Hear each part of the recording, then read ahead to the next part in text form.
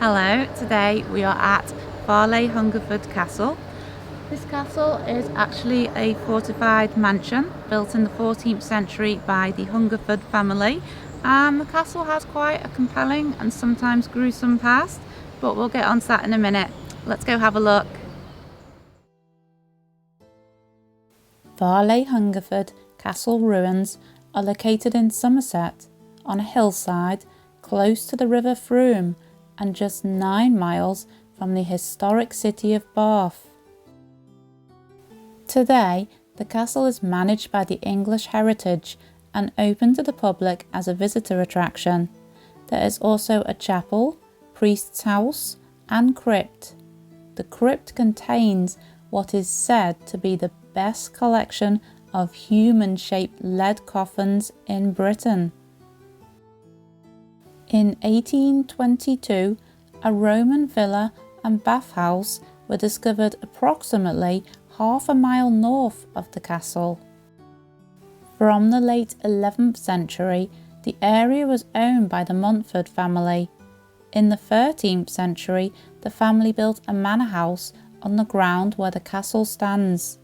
In fact, fragments of the old manor were incorporated into the castle. Sir Thomas Hungerford built Farleigh Hungerford Castle in a quadrangular design in the late 14th century, after he was elected as the first formally recorded Speaker of the House of Commons in 1377. The castle was extended by Walter, 1st Lord Hungerford, as he rose to fame and prospered. Walter served with King Henry V at the Battle of Agincourt in 1415 and further battles in France. Walter was appointed a guardian of baby Henry VI. He became the first Lord Hungerford in 1426 and served as Treasurer of England, although it is claimed a great deal of his wealth also came from ransoms of his French prisoners.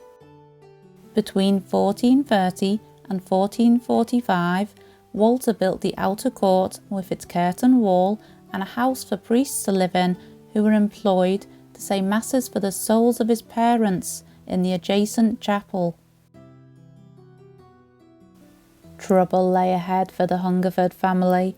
During the War of the Roses, Lord Robert Hungerford and his eldest son, Sir Thomas, supported the House of Lancaster. Both were captured at Hexham and executed in 1464, and Farleigh Hungerford Castle was seized by the Crown.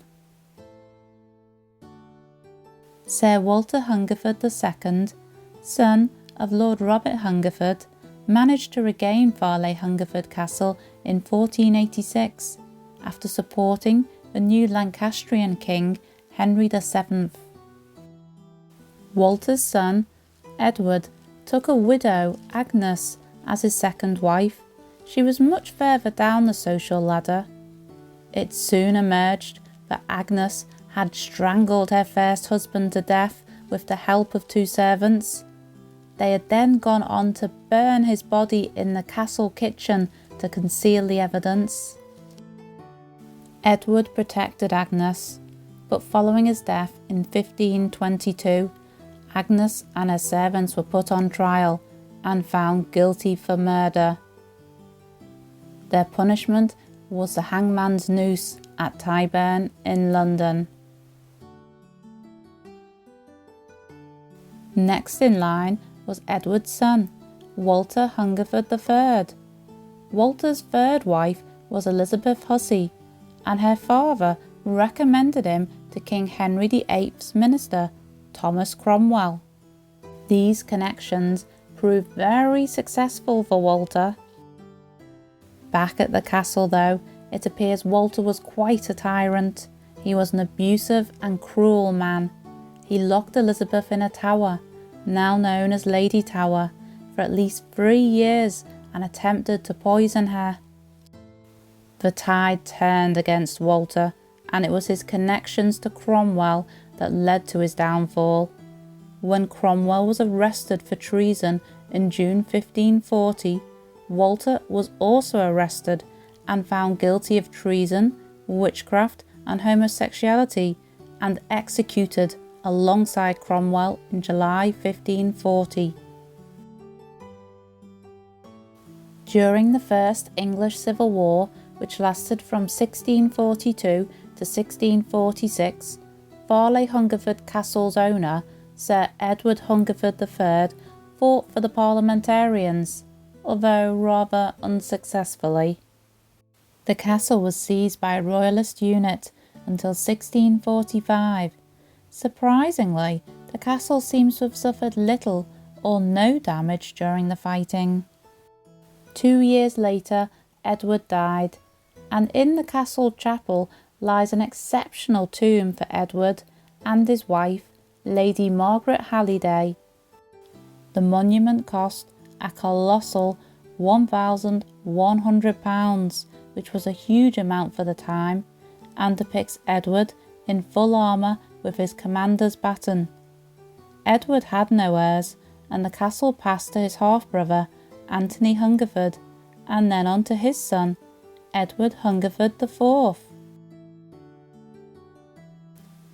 The latest Edward Hungerford was born in 1632 and was well known for his extravagant lifestyle, and soon found himself in debt, so much so that he was forced to sell Farleigh Hungerford Castle in 1686.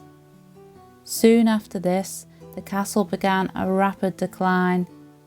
In the 1730s, the Houlton family broke up the castle's stone walls for salvage and sold the internal contents. The priest's house was left intact, as it had already become a destination of curiosities.